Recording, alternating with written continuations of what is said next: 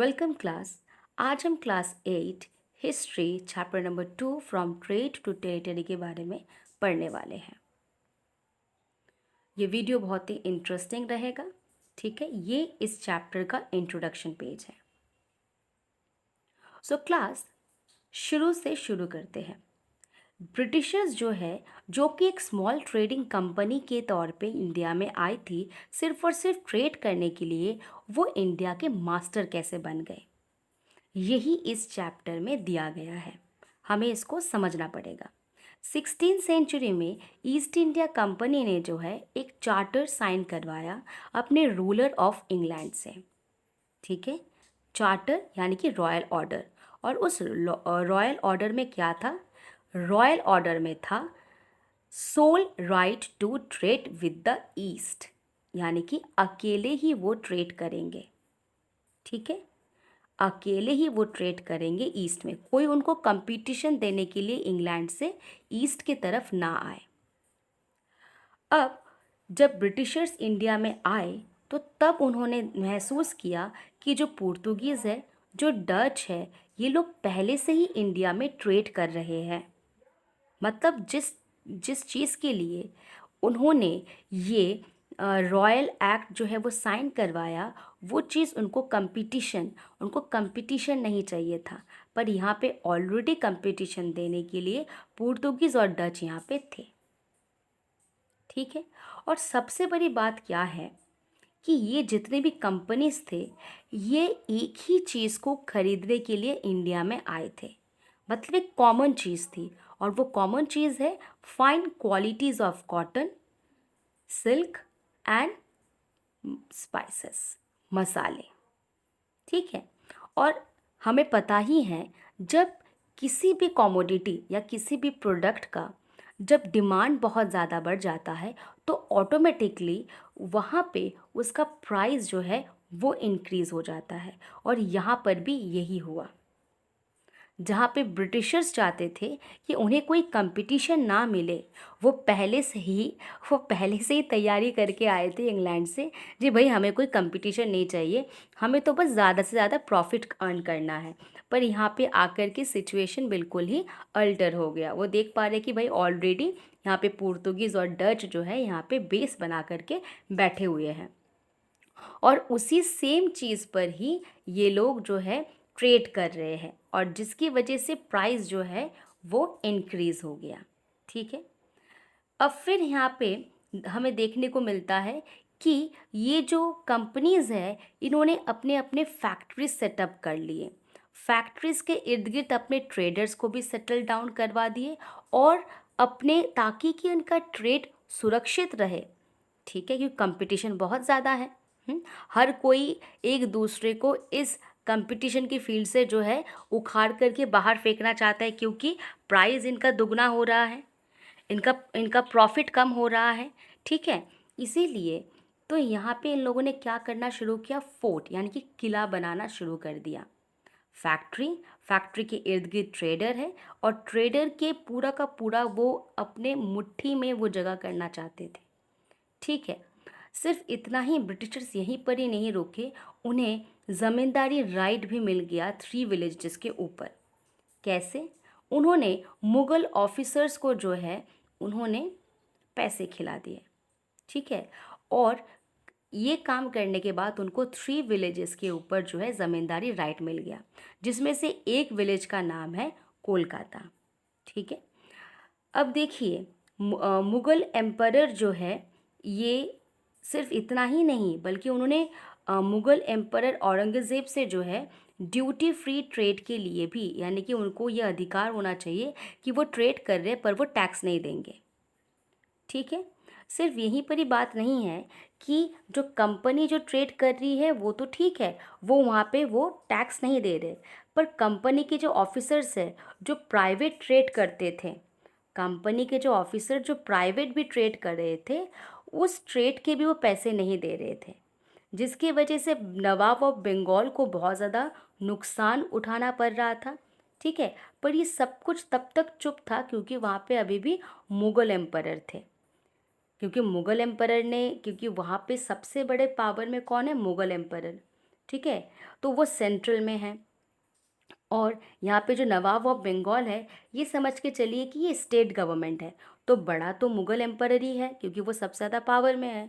तो क्योंकि उन्होंने, मुग़ल एम्परर ने जो है ब्रिटिशर्स को ये राइट दिया था, तो नवाब ऑफ बंगाल भी यहाँ पे कुछ भी नहीं कर पा रहे थे। ठीक है, पर हाँ, एक बात तो सही है कि नवाब ऑफ बंगाल जो है वो इन ब्रिटिशर्स की इन एक्टिविटियों से बहुत ही ज़्यादा वो गुस्से में थे, क्योंकि उनका एक वास्ट रेवेन्यू उनको मिल नहीं रहा था, उनको बहुत ज़्यादा लॉस हो रहा था। ये सब कुछ तब स्टार्ट हुआ जब औरंगज़ेब के डेथ के बाद से यहाँ पे थोड़ा सा आपको चेंज देखने को मिलेगा। बंगाल नवाब अब पावर में आ गए हैं। ठीक है, क्योंकि अब जो है बंगाल नवाब के ऊपर सुपरवाइज करने के लिए मुग़ल एम्परर नहीं है। तो अब बंगाल नवाब जो चाहे अपने पावर का वो इस्तेमाल कर सकते हैं। सबसे पहले उन्होंने क्या कहा, उन्होंने कंपनी के जितने भी कंसेशंस थे, यानी कि छूट, उन छूट को उन्होंने रिफ्यूज़ कर दिया कि हम आपको और कोई छूट नहीं देंगे। और इसके बाद इसी रीज़न की वजह से जो है यहाँ पे बैटल ऑफ पलाशे हुआ। सिराजुद्दौला उस वक्त बंगाल नवाब थे। ठीक है, तो ब्रिटिशर्स ने क्या किया, सिराजुद्दौला को हराने के लिए उन्हीं के कमांडर, जिनका नाम था मीर ज़फ़र, उनको अपने अपने टीम में जो है इन्होंने शामिल कर लिया। मीर ज़फ़र जो है वो अपने राजा सिराजुद्दौला के लिए लड़े ही नहीं। यस, वो लड़े किसके लिए, कंपनी की तरफ से लड़े, जिसके वजह से सिराजुद्दौला जो है हार गए। और सिराजुद्दौला की जगह पे उन्हीं के कमांडर मीर ज़फ़र को राजा बना दिया गया। ठीक है, इसका मतलब अभी हमने यहाँ पे क्या पढ़ा कि जैसे ही बंगाल नवाब ने ब्रिटिशर को कंसेशन, जितने भी ट्रेड की जो छूट उनको मिल रही थी, उसको जैसे ही इन्होंने रिफ्यूज़ कर दिया बंगाल नवाब ने, और ब्रिटिशर्स को इसमें क्या इफ़ेक्ट क्या हुआ, ब्रिटिशर्स का यहाँ पे इफ़ेक्ट हुआ कि अब उनको जितना प्रॉफिट मिल रहा था वो नहीं मिलेगा। जब ब्रिटिशर्स को ये समझ में आया कि सिराजुद्दौला से जो है सिराजुद्दौला को वो खरीद नहीं सकते, तब उन्होंने क्या किया, युद्ध किया। और युद्ध में भी इन्होंने क्या किया, इनके जो कमांडर हैं, इन कमांडर मीर ज़फ़र को अपनी टीम में कर लिया। अब मीर ज़फ़र जो है वो सिराजुद्दौला के हारने के बाद मीर ज़फ़र अब बंगाल नवाब बन गए हैं। ठीक है, बट मीर ज़फ़र जो राजा बने वो एक पपेट रूलर बन के रह गए, क्योंकि सारे के सारा पावर जो है वो कंपनी के पास था। ठीक है, और इसके बाद जब मीर ज़फ़र ने भी प्रोटेस्ट किया, क्योंकि मीर ज़फ़र के पास कोई पावर नहीं है, वो राजा सिर्फ और सिर्फ नाम के ही है। जब मीर ज़फ़र ने प्रोटेस्ट किया तो मीर ज़फ़र को हटा करके मीर क्वाज़िम को बना दिया गया राजा। मतलब पहले सिराजुद्दौला थे, उनको हरा करके मीर ज़फ़र को बनाया। मीर ज़फ़र ने जैसे ही प्रोटेस्ट किया, मीर क्वाज़िम को राजा बना दिया गया। ठीक है, फिर मीर क्वाज़िम ने भी प्रोटेस्ट किया। ये जगह ऐसे ही थी, क्योंकि राजा जो है, राजा के पास पावर होता है तभी वो राजा कहलाता है। पर ब्रिटिशर्स ने क्या किया, इनसे इनका पावर ही छीन लिया। ये राजा तो थे, पर सिर्फ और सिर्फ पपेट रूलर थे। सारा का सारा पावर ब्रिटिशर्स के हाथ में था। तो कोई भी राजा ऐसे कंडीशन में कैसे खुश हो सकता है।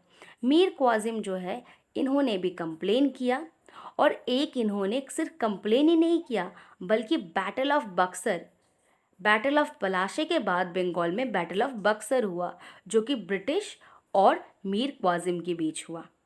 ठीक है, और उसके बाद यहाँ पर देखा गया कि मीर क्वाज़िम को हरा करके फिर से मीर ज़फ़र को ही राजा बना दिया गया। ठीक है, समझ में आ रहा है। पर कंपनी जो है अब बंगाल, क्योंकि बंगाल ने उन पे अटैक किया, ये मान के चल रहे थे, इसीलिए बंगाल में उन्होंने हाई टैक्सेस पेनल्टी जो है वो लागू कर दिया कि भाई तुम्हारे राजा ने हम पे अटैक किया, हम पे आक्रमण किया, जिसकी वजह से अब तुम्हें पेनल्टी चुकानी पड़ेगी। और बहुत ही एक लार्ज अमाउंट जो है वो ब्रिटिशर्स को एज अ पेनल्टी देना पड़ता था बंगाल नवाब को। After the battle of Buxar company ने सिर्फ इतना ही नहीं सोचा कि हमारे पास इतनी रेवेन्यू मिल रही है या हमारे पास 3 विलेजेस का रेवेन्यू, हमारे पास रेवेन्यू आ रहा है तो हम इसी में से काम चलाएं। नहीं, वो चाहते थे उनको और भी ज़्यादा प्रॉफिट मिले, और भी ज़्यादा उनके पास पैसे हो, जिससे कि वो ज़्यादा से ज़्यादा इंडिया के पास से रॉ मटेरियल खरीद सके, फाइन क्वालिटी ऑफ कॉटन। ठीक है, ये सारी चीज़ें क्यों कर रहे थे? क्योंकि यूरोप में बहुत ज़्यादा एक डिमांड था इंडियन फाइन कॉटन का। ठीक है, आगे बढ़ते हैं। एक यहाँ पे आपके पास वर्ड दिख रहा होगा, सब्सिडियरी अलायंस। इन्होंने सब्सिडियरी अलायंस इम्पोज करना शुरू कर दिया। सब्सिडियरी अलायंस का मतलब क्या होता है कि इंडियन रूलर के पास खुद के आर्मी नहीं होंगे। इनको आर्मी कौन प्रोवाइड करेगा? कंपनी। पर ये जो सोल्जर्स कंपनी प्रोवाइड करेंगे, इसके पीछे इनका क्या मकसद है? कोई ना कोई मकसद तो होगा, ऑब्वियस। तो इन्होंने क्या किया कि हम आपको, ब्रिटिशर्स कह रहे हैं, हम आपको जो है सोल्जर्स प्रोवाइड करेंगे, उसके बदले आपको हमें क्या करना पड़ेगा? एक पेमेंट पे करना पड़ेगा, और वो पेमेंट अच्छा खासा पेमेंट है। अगर इंडियन रूलर जो है इस पेमेंट को करने से फेल हो जाता है, देन इनका जो टेरिटरी है, हाफ, कह रहे हैं the part of their territory, ना हाफ पार्ट, इनकी टेरिटरी का जो हाफ पार्ट है वो ब्रिटिशर्स के नाम हो जाएगा। इसी तरीके से इन्होंने अवध और हैदराबाद को जो है इन्होंने अपने टेरिटरी में शामिल कर लिया था। ठीक है, यहाँ तक समझ में आ रहा है? अब यहाँ पर आपको देखने को मिलेगा कि बंगाल नवाब के बाद अब इनको कंपटीशन देने आने वाले हैं मैसूर के राजा टीपू सुल्तान। टीपू सुल्तान जो है, उन्होंने मालाबार कोस्ट उनके अंडर में था टीपू सुल्तान के, वहाँ से कंपनी जो है वो मसाले खरीदते थे। तो टीपू सुल्तान ने सबसे पहले क्या किया, ब्रिटिशर्स के साथ कोई किसी तरीके का कोई ट्रेड करने से इनकार कर दिया। इवन कि जो प्राइवेट ट्रेडर्स थे उनसे भी उन्होंने ब्रिटिशर्स से ट्रेड करने के लिए मना कर दिया। अब ऑब्वियस ब्रिटिशर्स को तो गुस्सा आएगा, क्योंकि ब्रिटिशर्स का शुरुआत से अगर हम देखें, उनका एम है कि किसी भी तरीके से वो ज़्यादा से ज़्यादा प्रॉफिट कमाए। कोई कंपटीशन नहीं चाहते हैं, कोई उनको ट्रेड के लिए कोई ड्यूटी भी पे नहीं करना है, सब कुछ उनको मुफ्त में चाहिए होता है। उसके बाद आपको देखने को मिलेगा कि मैसूर में, यानी कि टीपू सुल्तान के साथ इन्होंने 4 युद्ध लड़े, 4 वॉर्स। ठीक है, और चारों में जो है टीपू सुल्तान वो जीत गए। Only the last battle Tipu Sultan अपने कैपिटल श्रीरंगपट्टनम को बचाते जो है वो मारे गए। टीपू सुल्तान के साथ 4 युद्ध लड़े गए थे, उसमें से जो लास्ट वॉर था, जिसमें कि कहते हैं द बैटल ऑफ श्रीरंगपट्टनम, अपने कैपिटल को बचाते बचाते टीपू सुल्तान जो है वो मारे गए। अब उसके बाद टीपू सुल्तान के बाद टारगेट बनाया कंपनी ने मराठास को, क्योंकि मराठास भी एक इमर्जिंग पावर में थे, मतलब कहीं ना कहीं वो खतरा बन सकते थे कंपनी के लिए। इसीलिए उन्होंने मराठास के साथ भी एक सीरीज ऑफ वॉर जो है इन्होंने युद्ध किया, और उसके बाद इन्होंने मराठास को भी हरा दिया। ठीक है, उसके बाद यहाँ पे जो इनके गवर्नर जनरल थे लॉर्ड हेस्टिंग, 1813 से लेकर के 1823 से एक न्यू पॉलिसी ये लेकर के आए, और वो पॉलिसी क्या है कि हम ही सुप्रीम है। ठीक है, हम ही सुप्रीम है, क्योंकि उस वक्त कंपनी ने काफ़ी सारे स्टेट्स को जो है वो एनेक्स कर लिया था, अपने कैप्चुरेशन में लेकर के आ गए थे। ठीक है, फिर अंडर गवर्नर जनरल लॉर्ड डालहाउजी ने क्या किया, इस एनेक्सेशन के इस रास्ते को और पिक तक ले जाने के लिए इन्होंने डॉक्ट्रिन ऑफ लैप्स निकाला। डॉक्ट्रिन ऑफ लैप्स का मतलब क्या है कि अगर समझ लीजिए कोई भी इंडियन रूलर जिसका कि कोई भी मेल यानी कि लड़का कोई भी पुत्र ना हो, कोई भी लड़का संतान अगर ना हो, तो उसकी टेरिटरी चली जाएगी कंपनी के पास। ठीक है, कि कैसे जाएगी? समझ लीजिए कि राजा की डेथ हो गई है और राजा का खुद का कोई पुत्र संतान नहीं है, ठीक है, कोई वारिस नहीं है, पर लड़की नहीं, लड़का ही होना चाहिए, और आप अडॉप्ट भी नहीं कर सकते। आपका उस राजा का खुद का ही होना चाहिए। अगर आपका वारिस नहीं है, अगर आपका पुत्र संतान नहीं है, तो फिर वो कंपनी चली जाएगी किसके पास? ब्रिटिशर के पास। इसी तरीके से इन्होंने सतारा, संबलपुर, उदयपुर, नागपुर, झांसी, झांसी से नाम याद आया, रानी लक्ष्मीबाई, इन इन राज्यों को इन्होंने डॉक्ट्रिन ऑफ लैप्स को अप्लाई करके इन किंगडम्स को इन्होंने एनेक्स्ड कर लिया। 1856 में कंपनी ने अवध को भी टुक ओवर कर लिया। कैसे? कहा कि अवध जो है वो मिसगवर्न हो रहा था, मतलब कुछ ना कुछ पॉलिसीज ऐसे निकाली गई कि बिना लड़ाई किए ही कंपनी जो है इन राज्यों को कैप्चर कर ले। सब्सिडरी अलायंस से देखा हमने, डॉक्ट्रिन ऑफ लैप्स से देखा हमने, ठीक है। इस तरीके से ऐसे ऐसे कुछ पॉलिसीज निकाले गए ताकि कि बिना युद्ध किए, क्योंकि युद्ध से क्या होता है, टाइम भी वेस्ट होता है, साथ ही साथ आपका मनी भी बहुत ज़्यादा खर्चा होता है। और ब्रिटिशर्स शुरुआत से ही जो है वो चाहते थे कि वो पैसे कुछ ना खर्च करे और उनको प्रॉफिट बहुत ज़्यादा मिलता रहे, कंपटीशन बिल्कुल भी ना हो। पर आप देख पा रहे हैं कि यहाँ पे किस तरीके से एक छोटा सा ट्रेडिंग कंपनी जो यहाँ इंडिया में ट्रेड करने के लिए आए थे, वो धीरे धीरे वो एक वास्ट टेरिटरी के मास्टर बन गए। उनकी उसके पीछे का ये पॉलिसीज़ जो वो अप्लाई कर रहे थे इंडियन किंगडम्स के रूलर्स के ऊपर, ये आप देख पा रहे हैं किस तरीके से उन्होंने ज़्यादा कुछ एफर्ट ना करके इतने सारे हमारे किंगडम्स को इन्होंने एनेक्स्ड कर लिया। ठीक है।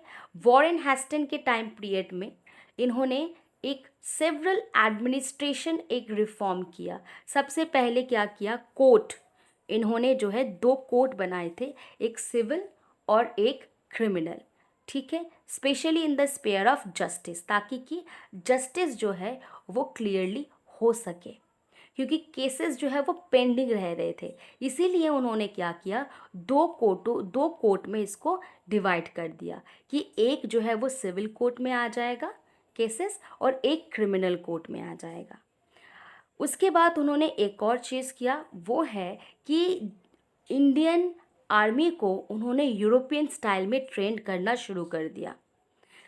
अब इससे भी ज़्यादा डिसिप्लिन में इनको एक उनका लाइफ, जो सोल्जर्स हैं इंडियन सोल्जर्स, उनका लाइफ और ज़्यादा डिसिप्लिन और रेगुलेट बन गया है। उनका जो मॉरल वैल्यू, जो उनका जो कल्चर था, कहीं ना कहीं इस मिलिट्री ग्रुप में आकर के वो देख पा रहे थे कि उनका कल्चर जो है, जो भी उनकी सोच थी, वो धीरे धीरे ये यहाँ पे आकर के वो ख़त्म हो रही है, क्योंकि ब्रिटिशर्स जो है अपनी चला रहे थे। ब्रिटिशर्स एक यूनिफॉर्म मिलिट्री कल्चर बनाना चाहते थे, जिसके लिए उन्होंने इंडियन सोल्जर्स को यूरोपियन स्टाइल में ट्रेन करना शुरू किया। ठीक है। इसी तरीके से आप देख पा रहे हैं कि ये जो ईस्ट इंडिया कंपनी है वो ट्रेडिंग कंपनी है, पर वो किस तरीके से एक कॉलोनियल पावर में कन्वर्ट हो गया। आई होप क्लास कि आपको ये समझ में आया होगा। अगर कहीं पर भी कोई भी आपको क्वेरीज रह जाती है तो आप कमेंट सेक्शन में ज़रूर वहाँ पे आप मैसेज करें, ठीक है। मैं डेफिनेटली उन कमेंट्स को पढ़ करके आपको आंसर देने की पूरी पूरी कोशिश करूँगी। और अगर समझ में आया तो ज़रूर एक आप उसमें लिखिएगा, ताकि कि मुझे समझ में आए कि आपको ये चैप्टर जो है समझ में प्रॉपरली आया है। थैंक यू क्लास, इतने देर तक आप मेरे लेक्चर को सुने, ठीक है। आई होप कि आपके जितने भी डाउट थे वो क्लियर हो गया है। ये चैप्टर बेसिकली जो है इन पॉलिसीज़ के ऊपर ही निर्भर करती है कि ब्रिटिशर्स एक ट्रेड करने के लिए आए थे और एक वो मास्टर बन गए इतने बड़े वास्ट टेरिटरी के, ये कैसे हुआ। ठीक है क्लास, होप कि आपने इस वीडियो को एंजॉय किया होगा। मैं जितना हो सके इसको मैं शॉर्ट बनाने की कोशिश मैंने की है, पर अब देखते हैं कि आप लोग कमेंट सेक्शन में क्या लिखते हैं।